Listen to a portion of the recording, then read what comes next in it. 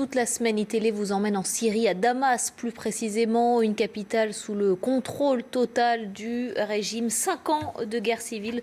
On va prendre un peu de recul, Olivier Ravanello, avec vous. Et le constat que vous faites, c'est que la stratégie russe de Vladimir Poutine fonctionne. Oui, la stratégie russe qui s'appuie sur le régime de Bachar el-Assad. On a vu le premier reportage de Philomène Rémy, et vous le verrez toute la semaine.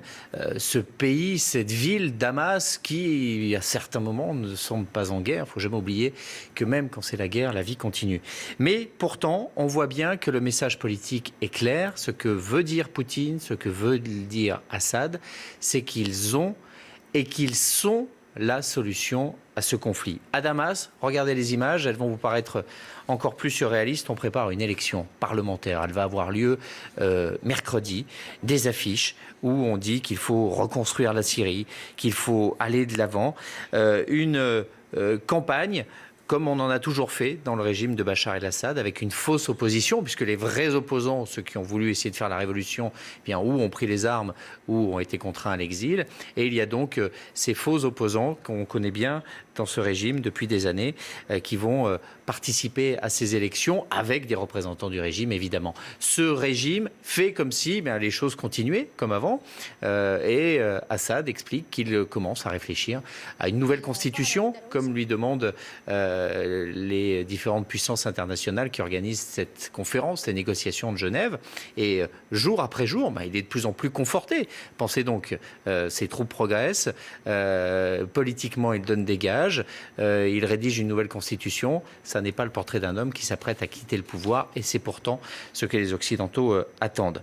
Côté russe, on joue la carte de la responsabilité. Après avoir été accusé de tous les maux, de jeter de l'huile sur le feu, eh bien les Russes non seulement mènent des campagnes militaires, bombardent les positions de l'État islamique, reprennent et aident à reprendre des villes comme Palmyre, mais surtout, ils aident à faire appliquer le cessez-le-feu, là aussi qui est demandé par la négociation de Genève, et ils envoient, regardez, des militaires sur le terrain discuter avec les chefs tribaux pour localement, quartier par quartier, village par village parfois, établir un cessez-le-feu. Une soixantaine de trêves locales auraient été ainsi signées sous l'égide des Russes.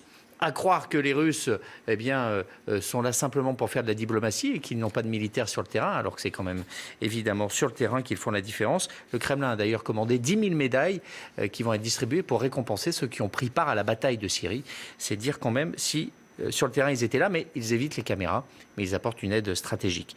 Ailleurs, dans le pays, des combats continuent entre l'armée d'Assad et les rebelles. Le problème, c'est que ces rebelles, on n'arrive toujours pas à savoir exactement qui ils sont. Ça mélange beaucoup de groupes. Alors, il y a des rebelles laïcs, ceux qui restent de l'armée syrienne libre, ces hommes qui ont fait défection. Puis il y a des islamistes. Il y en a même parfois qui sont très proches d'Al-Qaïda.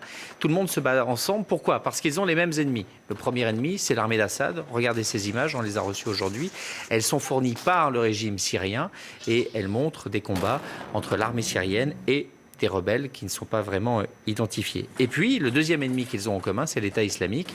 Et cette rébellion sera en train de prendre la route d'Abik, ville symbole de l'État islamique, qui a été le siège d'une bataille au XIVe siècle et qui a donné le nom à cet organe de propagande d'Abik, où chaque mois, l'État islamique vante les mérites de son système.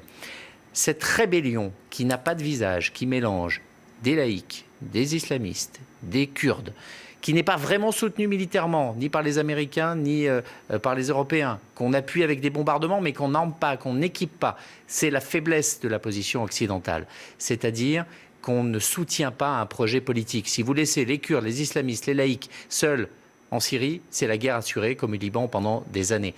Et ce front uni, depuis des années, l'Occident a été incapable de le créer, front uni politiquement.